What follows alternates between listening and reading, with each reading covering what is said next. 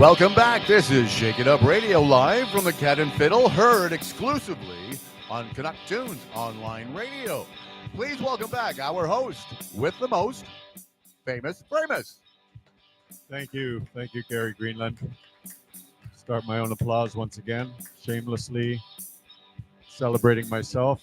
But it works. Shamelessly, framelessly, It works famously shameless about the whole goddamn thing. But anyway, we've got our old friends Bend It Like Beck back in the space. Hello, good to be back. Chris Wheeler, Frank Indeed. Cohen, welcome back to the Thank show, you. gentlemen. Nice to see you again, as always. Yeah, good to be seen again. Good to be seen. Good to be here. You guys are shamelessly and fearlessly carrying on, and spear and shield in hand, and forwarding instrumental guitar. I thought we were going to battle or something. Yeah, well, we are. It's called the music business. It is a battle. But anyway, let's start off with a song, and then we'll get into bullshit about. Okay, this is do. everything we're playing is from the new record. So we've never played these songs. Well, we have played them live, but not just as the two of us. So yeah, we're missing the horns, the organ. Bear with us. Rhythm section, cage dancers. Okay. 1, 2, 3.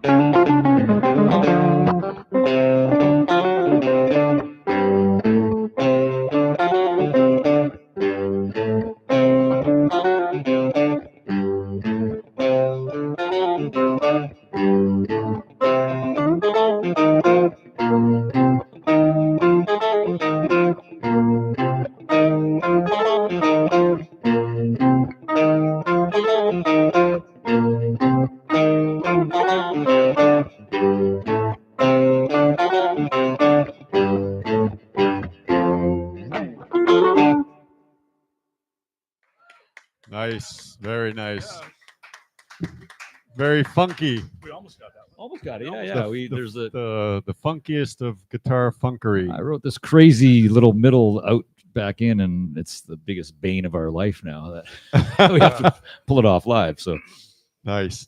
Well, that's called 6 of 4. 6 of 4 because it's in 6 until the solo section. And this is going to be off the forthcoming album, which Yes. I mistakenly assumed was called All Roads Lead to F Sharp. No, But no. No. The last one was No, All no, Roads no. Lead to E, and this one is called to F. No, Take my heart and burn. Take my Take heart. My Heart and Burn. We're gonna call this one.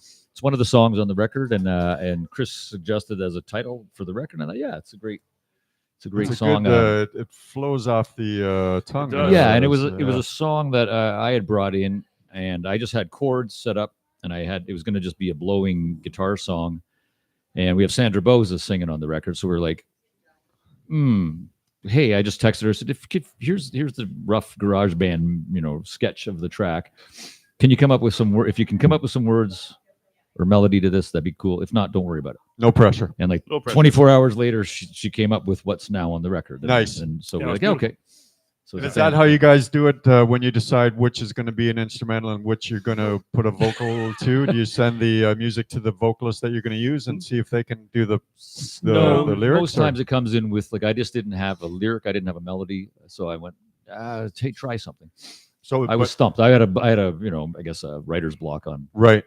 So you do write lyrics though. Yeah. We'll write the rest of the songs. Yeah, we wrote our own lyrics to our songs, except for that one. That one was the only one that was a little bit. Last one, Zappa, yeah. So they're pretty well formed, the tunes. Like when we walk and we sort of kind of know, and right, like this is a vocal one. I have the idea. Here's the melody. Here's the lyrics. Frank just thought that one we have a lot of jamming, so why not get Sandra in on this one? Invite her into the fold, and she knocked it over the park. And if it didn't work, it would have been a song with guitar blowing. And just hack that part of it off. But it worked out. It was a great. There's a video from Burlington Sound of Music that has that one, and it's pretty cool, right? So it'll be fun to play that live. It turns out people like vocalists better than guitar solos. I don't want. Yeah, right. Come on, man. Just, where are you hanging out? So in the wrong rooms, but we always make sure we temper that with the statement that while there are songs with vocals, there's still guitar debauchery going on. It's all guitar debauchery. We just wait till the vocals are done, and then all scoundrels. Yeah, there you go. So last time we saw you guys, you had just you had finished the All Roads Lead to E. Yep. You were leading up to the last the big show at Mills. Yep. Which went off with a that was fantastic. With a bang. It was sent the record out into the world, and then you guys kind of went your own way for a while. Like, how does it work with you two? We're all, the entire band is side guys, right? Like even this, so we have our next music release show on next Saturday or next Friday at Mills Hardware, November 21st, and even on this show, Miles, who's the keyboard player, he's on the road. He's in Europe with the Commoners. Okay. So it's one of those. So I got to sub somebody in for him. So I got a friend of mine, Vince Ronaldo. He's way back from the Ray Lyle and the Storm days and Tashi and all those bands. So he's a retired professor of English literature from the University of Buffalo. And I said, "You've got money. You can come for a cheap. You'll be cheap." I kid. No, we like to pay our musicians properly, but he was available to do it. So and then it makes him the oldest guy on stage, not me, because we're surrounded by all these young 30-year-old kids with us now. And nice. So but we had a few shows. We we did Sound of Music. Sound of Music, and then we did our own show at Boxcar. Yeah, that's right. Yeah, we did a studio. We were in the studio all week recording what you're going to hear when we release it, and then we did a show that Friday of that week. So we've had a few things here and there. By the nature, we can't work too much, but when we do work, we make it count. Yeah, this year we didn't. I've been asked about, hey, you didn't play some of the jazz and blues festivals around Ontario. I said the problem last year is all we had was some just video camera footage of shows, and you really can't put that in for submissions. No. So we when we did the show at Boxcar, we had Southern Souls come in and film. So we now have some really great, 5-camera footage. Right. It looks fantastic, sounds great. We recorded it live so we can mix it. Yeah. You got one camera footage, still sounds great here. No. But it's but for submissions, as soon as they start seeing the phone, they're just okay, flip next. Yeah. That'll Just put that in your arsenal. Yeah. And that recording that you guys did, is that what became this album? Yes. No, it's a companion recording. Okay. So we got it's ambitious, right? So we have the album that we recorded, and then we recorded a live version of it on the Boxcar. So we recorded at Boxcar, and then we did a show at Boxcar for live. Yeah. And the idea was to give it was, I think we had about 45 people in there, and which was above their capacity. Right. But it was to give an idea what it's kind of like to track the bed track in there anyways. So sure. But now we wanted originally to do it in the round the way we recorded, but it makes it pretty tight in there. So we pushed it back like a traditional, like a show. So that was a bit different than this, we just didn't have the space to have people sit around us. Which we will use that footage we were talking. We'll probably put it up on YouTube as a live, like a live show kind of thing. Right. Well, it seems like lately every second act we have in here has been doing stuff at Boxcar. Like, is it like the hottest place in town now, or what's? Yeah, I just I used to do a lot of work out of Grant, but when they sold it, my favorite engineer went back to Newfoundland. Yeah, mine too. With Amy King, yes, and she's mastered this record, and she mastered she mastered the new one as well too. Love Amy. And she's fast and fantastic, and she's the best at everything. So when she recommended Boxcar, and also Andrew Marshall and Matt Burns also recommended. So if 2/3 of your rhythm section is for sure, let's go record, and it has the big room, so we like to do this. There's all the non-vocal songs are just done live off the floor, right? And then the vocal songs are beds done live off the floor. A couple of little like percussion overdubs, and then the vocals. But when you do it together, you're all in the same groove. Yeah, you capture the room. You capture the room, and there's because otherwise it's just the Pro Tools. Send the drummer in, send the bass player in, and you don't play off each other. This way, we're constantly. And with that comes warts that get stuck on the record. But hey, man, that's the human part. All my favorite records have warts. Absolutely. It's just a great vibe at Boxcar too. Yeah. I forget, they have the good gear, but it's just a cool vibe. It's a cool room to be in. And who's the captain of the ship down there? Sean Pearson's the chief engineer. Ben Sommer was assistant on this. And then Chris and I basically produced it and then mixed it with Sean. Right. And then fired it off to Amy for mastering. And we have it in our hands. Is it? It won't be physical. It won't be physical right now, unless you want to do a big GoFundMe and give us $10,000 or something like that for free with no Gary, strings get attached. the checkbook out. We can actually put just it putting on it out there. If there's a Canuck Tunes GoFundMe, Bend It Like Beck GoFundMe. If there's an angel out there that wants to, yeah. But there are some other plans in that world. I'm not at liberty to talk about over. So potentially it could be a hard copy, but for now it'll be just streaming and purchasing online. We just wanted people to hear it. We're so excited. Yeah, for sure. We're so excited about how it sounds. The growth from album 1 to now is like tenfold. It's amazing. Yeah. I'm biased, but I think it's. You are in the band. I am in the band, but it just sounds so good. We just want people to hear it. So we'll deal with hard copies later. That's great, man. Yeah, and because it just takes time to do that, and then we'll get if we get a green light for hard copies, we'll get Amy to master for that, because it's a different mastering you do for streaming. For sure, you even do a different mastering for radio because of radio compression. Vinyl, you got to do the whole side. Vinyl, you do the whole side. So it's basically two tracks. You get side A and side B. This might be side A, B, C, and D because it's a 55-minute-ish running record. Yeah, if you're going to put it so on it's vinyl, 10 songs, but it's you need to vinyl. It'd have 42 to be 42 minutes or 44 minutes. Yeah, it'd have to be split. Or one CD if you're a band from 2001. We may drop some songs for vinyl if it goes to vinyl. So. Or add a fourth side and just do like 33 minutes of Mountain We could Jam. add the live stuff on that. Yeah, exactly. Yeah. There you go. So that we even need more money if it's a double album. Yeah. Well, how about tossing another one away? These songs. Yeah. Bend It Like Beck, everybody.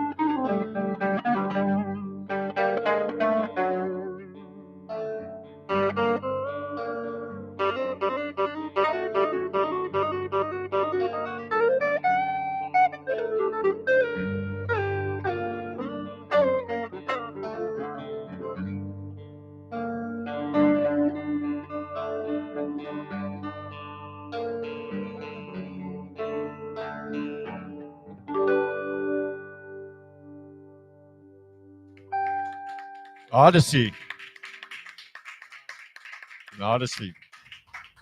That's a piece Chris Wheeler wrote, and Maddie Simpson sings on it. Oh, okay. And it's I'll let you talk about it. It's a great one. It's a great one. It starts. It's hard to just the two of us, but it's like it starts off like our version of a Neil Young "Helpless" or the Canadian songwriter tradition of singing songs about up north. Right. And then we embark on a Radiohead / Queen and like exit to the song. So we just sort of hinted at it here. We can't really do it without the full band. You know what I mean? So right, yeah. But like, so that's kind of, it's interesting because on this album, we tried to play with, I mean, they're vocal songs, melodies, but we tried to play with the ideas of form and things. So it's not verse, chorus. Right. You don't want to be in a box. So there could be interludes in the middle of it or, coming back. Whatever, stuff like that. So we had fun with it. And Chris tends to write the esoteric stuff like that. And I'm writing more the straightforward kind of Motowny, which this record also has. So it's kind of fun that it has all those flavors to it. So that was my question that I was going to ask you guys. Actually, is you go about it that you kind of separately but together you come up with stuff that's your kind of style, Frank, and Chris, you do your stuff, and then you guys get together and add yourselves into the other guys' stew, as it were. Exactly. So we'll have like exactly like one of the songs. It's actually a feature for Miles more than anything else. But it's got this like and it's got this weird lick, and then I said, okay, Chris, you play the harmony on that. So we'll in this one we each came in with five or six songs, or and then we're like, we'll see which ones work, and then all five each work. So that's why there's 55 minutes on there. Didn't want to throw anything away. We didn't know what to cut, and well, if it if someone is going to be in charge of doing the cutting, we'll let someone else do the cut. We don't want to make that decision. No. So we go in with that attitude. Like I'll sketch stuff at home and then form it out. Then we do a chart so that the band players either, we'll make rough copies for them to play against. Okay. And sometimes it comes from really nothing and grows into like this. Wow, like there's some Like, pretty cool. Yeah. Like when you guys have it worked out between the two of you, and then you bring it to Andrew and the rest of the people in the band. You kind of just throw it up in the air at first and say, okay, let's see what you guys can add. Or we let them play. Like if there's syncopated, that's a syncopated line, so everyone kind of plays that together, bass, guitar. But anything else in between, we're not saying, hey, can you play this or this? Yeah, wherever there's space for them, they could kind of put their own touch on it. The one thing, I want, like the one song that I was just sort of referencing, like, hey, can you play like a clav part as the main theme in there? And that's the only direction, and everything else is go. Yeah, we're not going to come up with a better part than Miles is going to come up with on piano or Burnsy on drums. So our philosophy, just let them do what they do, and if we need to nudge them, we will, which is very rarely. Yeah. Like they'll do it like what he's saying. They know what to play and what not to play. Yeah, for sure. They sort of get invested into the record that way too, as opposed to just feeling like hired guns, I think. Yeah, because we can't afford them as hired guns. We need the home team discount. And they are getting a percentage of licensing on it. So they'll, if anything gets licensed, they get. Everybody that's involved in the record gets something. So not just the songwriter gets the perks of it. And how do you guys, like, I know you've got Chris Wheeler Band and you've got other projects as well. Like, do you just individually, okay, well, this is a Bend It Like Beck thing. This is going to be a thing for something else I do. Yeah. Like, I know. I can feel it kind of when I'm coming up with ideas, because I'm always writing, especially in the last, since COVID especially. But so you do original stuff with the Chris Wheeler Band as well. Yeah, too, sometimes. Right? Yeah, it's also a cover band as well. Like, it depends on the event. Right. But yeah, I sort of can, I write something and I go, I can hear Frank on this, or I can hear.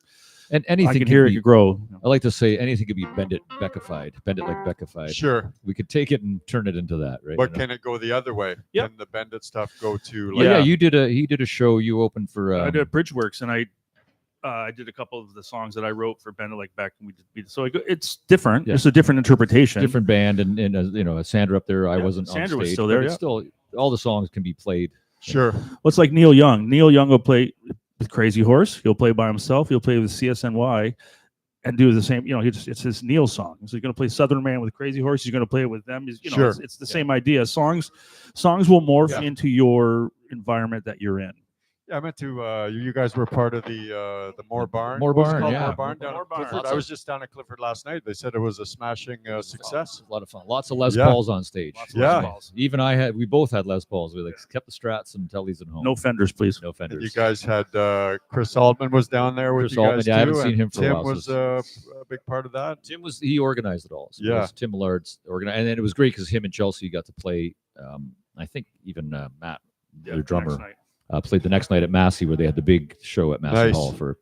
And were you guys all up there, or were you kind of rotating on and off? They had the house band, and then second set was guests up, so we got up and played with the house band. Nice. And just guitar debauchery again. Yeah. It's Neil Young. It's for sure. Yeah. Tim emailed me and said, "Do you mind playing 2 A minor songs in a row?" I'm like, "No, we made our living doing that. We can do 2 A minor songs." So what a horrible guitar key! It's hell no! Terrible. No, I know. How dare you even ask? But it was good. So it was like Cowgirl in the Sand and Like a Hurricane, which are both all guitars, so it fit perfectly. Very cool. Very cool. Because we weren't singing. I wasn't singing. No.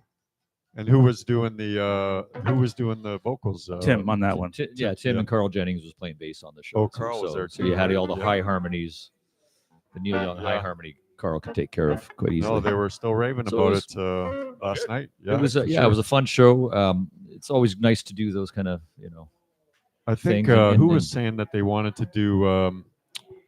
Was it Chris was saying that they wanted to do the full album show? Tonight's the night. Then make that a regular kind of event. Yeah, it's neat. I mean, I obviously with classic albums live, I'm very familiar with doing full albums. Right. Have you done that one? Have you done Neil albums? No, there has been no Neil albums done yet. So it's probably that might be something they look at. They're just getting into the 80s. They have actually Madonna's Immaculate Collection happening in Massey Hall the same night we have our music release. because I got asked about being on the show. I can't. I got my own. And what's the last one you were I've been doing. I just did Some Girls out in Colorado and Sticky Fingers out in Illinois. So yeah. Well, and how long does a run usually last? They're weekend runs. Sometimes you get a 2-week run, but it's mostly 4 shows will be like a max run, and then you come home, go out again the next weekend. And they do. Is it all like? It's note for same note. gear, same microphones. No. You're going for the sound. So however you're going to get the sound, that same gear, same microphones would be very, very expensive. Because wasn't there a like some of the shows, those album recreation shows were like we're only sticking with that gear, whatever was used to make that record. The box do, but that's that's when you're doing that trip. That's a tribute show versus like this. That company, the company I work for, is like about 50, 60 musicians between Toronto, Florida, LA, and Calgary. Nice. So parts move all the time. So you're meeting up with people the night before, and there's no rehearsals. Just your parts. You're assigned what you got to play for the show. Show up and play. You just bring your tools and the get tools to work. And trade, and I mean, you work on it at home. How to get the sounds for sure. Whatever way it's doing. So, but yeah, I'd love to do a Neil Young with. I mean, that's how this whole thing started with Chris and I talking about doing a Jeff Beck night. That's right. Yeah, the origins of Bend It Like Beck. The way it went. And look, we're almost. I think of it as the same way as the Blackie and the Rodeo Kings kind of started out as just a tribute to kind of cover. Yeah. Tribute kind of one-off, and then they started writing 25 years later. Exactly. Well, we did a couple of tribute shows, and it was just so much fun. The band was so good. We got off on it. It was like, how can we keep this going? Yeah. Do our own stuff. There's no new Jeff Beck records, so we better do our own. And now it's not like you're have an end game in sight. You're just going to keep creating and it would probably be like an every 2 year, spend money and then recoup your money for or not recoup your money and do it again anyways. Not necessarily recoup your money, but just get another pile of money to save to go in the studio again. Absolutely. I love having boxes of records in my basement and CDs from the 90s. I got it all. Yeah, I know. Remember, you only paid $1.25 for those back. They're good coasters. They're good coasters. It's not like you lost your shirt. Well, you might have lost your shirt, but you didn't lose your pants. Yeah, it's the process. Like when we did this, record, it was we went in for a day, did it, then went in and mixed it and did it. This time around, we went in, we loaded it on a Tuesday afternoon, and we're there till Friday. So with the show on the Friday and the Burning Sound of Music on the Thursday night. So we had to leave for a little bit of that, but it was nice to just go and leave the gear set up and then just come in the morning with a cup of coffee and just start making music. Nice. Well, it's a great way to live. Like wake up, have a coffee, head to the studio. You may track, you may be listening, you may be mixing, but it's like I could do this every day. Yeah. Yes. Wouldn't that be nice? I know. It would be great. When you have car repairs and until you got to pay your rent or you're not working, and it's like you're spending money and not making money. It's the kids orthodontics for the kids, all that fun stuff. What the hell? Pull your tooth, just get a fishing line, and slam a door. But look at the music you got. And it is. Oh yeah, want to play something? Yeah. So here's another one. This is one that is also very spacey and trippy. We decided to play it because the other guys aren't here, and you'll have no idea what we're doing until you hear the record. And this is the middle section of about 10 minutes of music. Yeah, this is a long one. We have some long forms on this one. All right, Bend It Like Beck, everybody.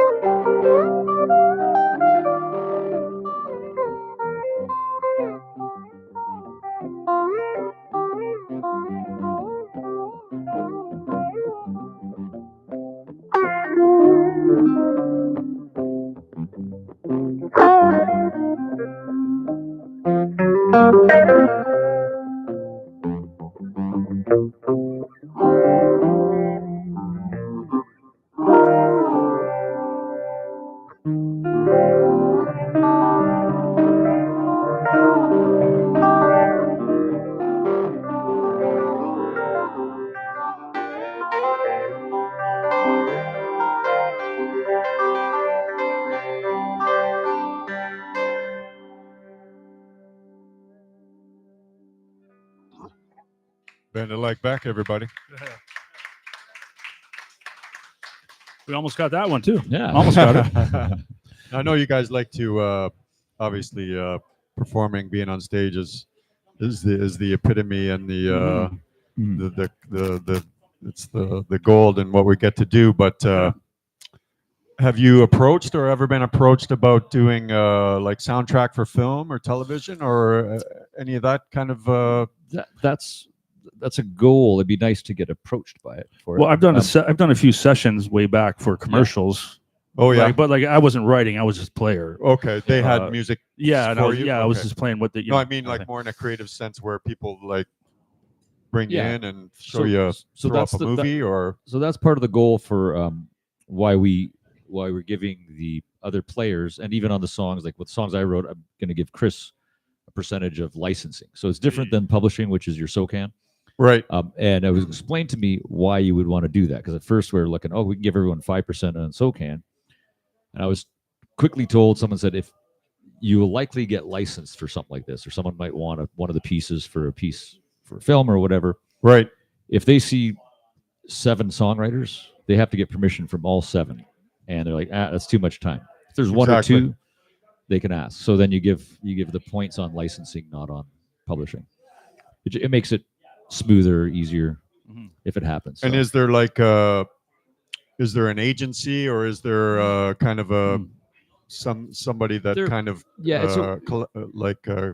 I know a few people in it. It's still it's like anything in the entertainment industry. It becomes its own closed thing until you can get your foot in there. In there, right? And if someone bumps you in there, and then once you're in, then if they use it, then now you're part of that circle inside. So it's a very difficult. But once you bust in, and then you're like playing any kind of circuit to get into. You have to get in there, prove yourself, and then once you're in, you got to maintain your, why you should be in there. Absolutely. So, some of our tunes would suit that. Like the one we just played, for example. So, we didn't do the best job representing that song right there, but it starts off like, like Moroccan, it's a desert feel.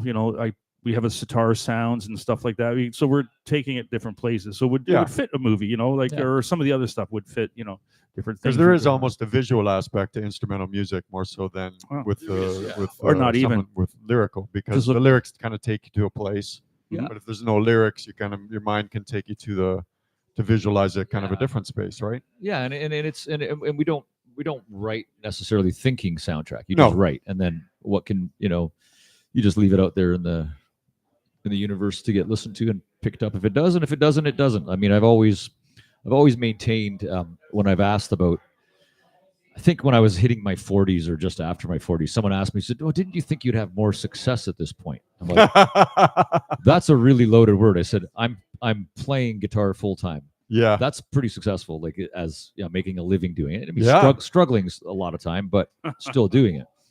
And I always tell people, I said, if you can come up with the music for an album's worth of music, is your first level of success. If you can get it recorded, massively important. That's another level. If you can make your money back from the cost of that recording, you've succeeded. Yes. If you actually start making a little bit extra from it, then that's a bonus. Mm-hmm. So success is very much like we've written 2 great albums together so far. Like that's hugely successful. Yeah, we made it. So absolutely.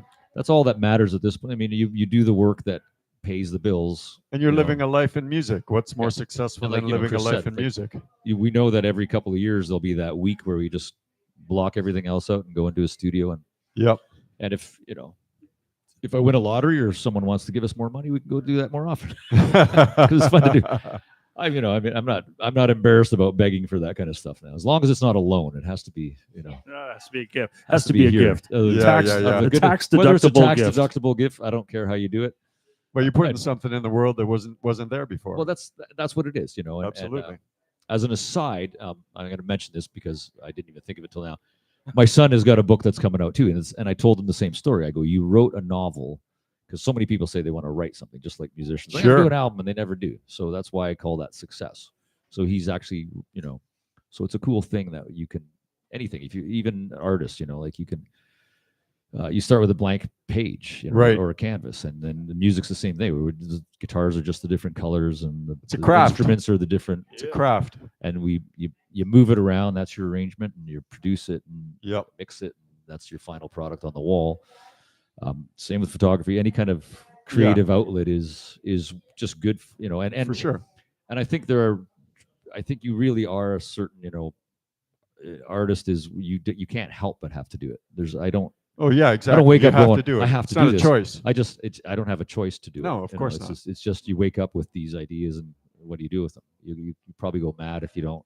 You would go mad. Do something with them, What do? You record them and then beg everyone to listen to it. That's what you do, right? And just listen. It's good. You get people to get into it. So I mean, and whether you have a house of 100 people watching your show or 10,000 people, I mean, each is a level of its own, and for sure. And we know we're a very specific genre of what we have, and this record expands a bit on it. Yeah. But you're exactly where you want to be, right? But we want to, we're not being told. And I was talking to Chris when we first got here. So think of your favorite. I mean, at least for me, my favorite music came out sort of through the late 60s and the 70s and into the early 80s. That was when they let 20-year-olds in the studio with no rules. Just go in the studio and do stuff. And here's a bag of coke. Now it's suit. Take this with you. Well, I mean, coke and heroin were part of it, but I mean, now it's good coffee and protein shakes and stuff like that. Yeah. And your pills and your supplements and all that. But it's the same. But there weren't suits in there to tell you what to do. So when you're doing an independent record, the nice thing is, as much as it's a struggle to get it out, you have complete control over it. Of what you want, and you can just say that your integrity stays intact, and and away you go. And when we mix and play on each other's stuff, and I will respect whatever Chris plays. I won't say, "I'll play this on my record," like for the solo. Don't play that. It's like, no, you just be yourself. Yes, and conversely does the same thing for me. So we don't have any restrictions that way. Yeah. So there's a relationship aspect to it. There's a creative aspect to it. There's a community aspect to it. Yeah, it's a full rewarding way to live. Yeah, and we both attack guitars in a different way too. Like it's similar and then different at the same time, right? Like you can tell who's who when you listen back. Oh yeah.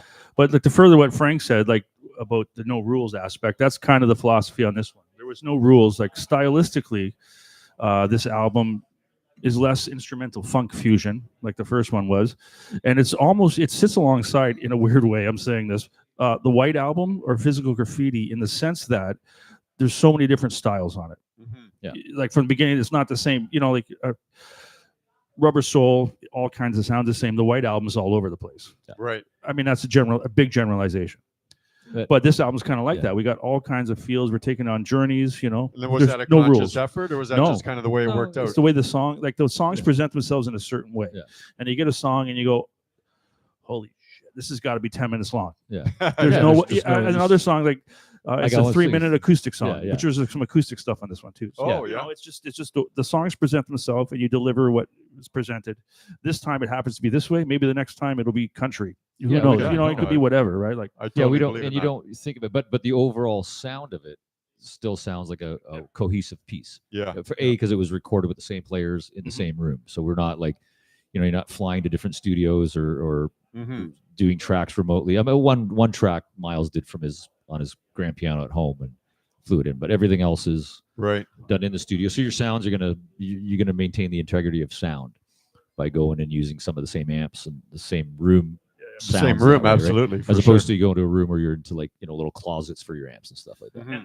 And the same period of time, like it's all in one week. Yeah, as it well. was all done over that 1 week. Yeah. So we all went in, just laid it down, did the overdubs that would need to be done, some percussion in there. We have some great footage of Matt Burns. He goes, "I'm not a hippie, but we got to caught him in a hippie moment."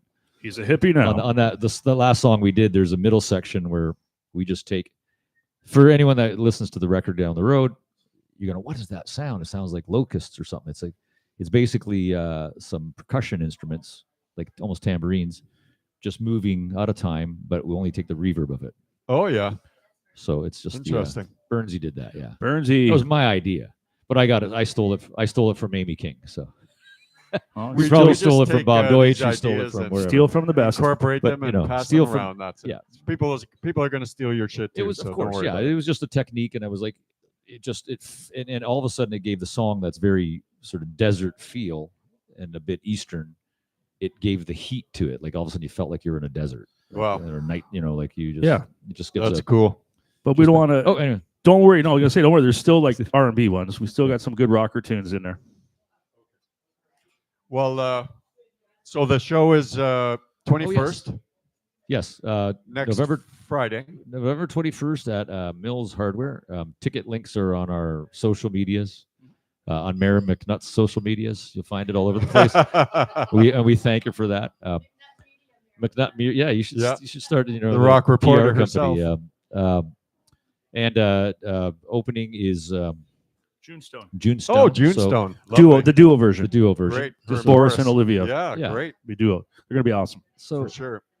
Yeah, and so you've got the same group of singers singing with you guys. Maddie Simpson, Sandra Boza on stage, and it's an 8:00 show, so they're going to be on right at 8 because we're going to be probably start right at 9 because it's a hard 11 anyways there. So McCartney might stop by because he's in town.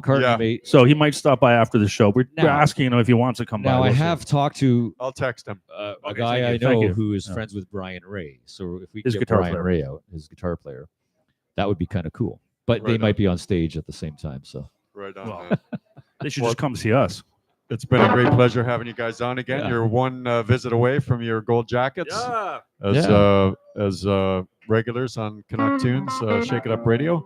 And how about playing us out? We're going to make this up. All right. I'm just going to start and Chris is going to follow. Let's do E. Bend it like Beckham, everybody. Bend it like Beck. Not Beckham. Beck. Thanks, guys.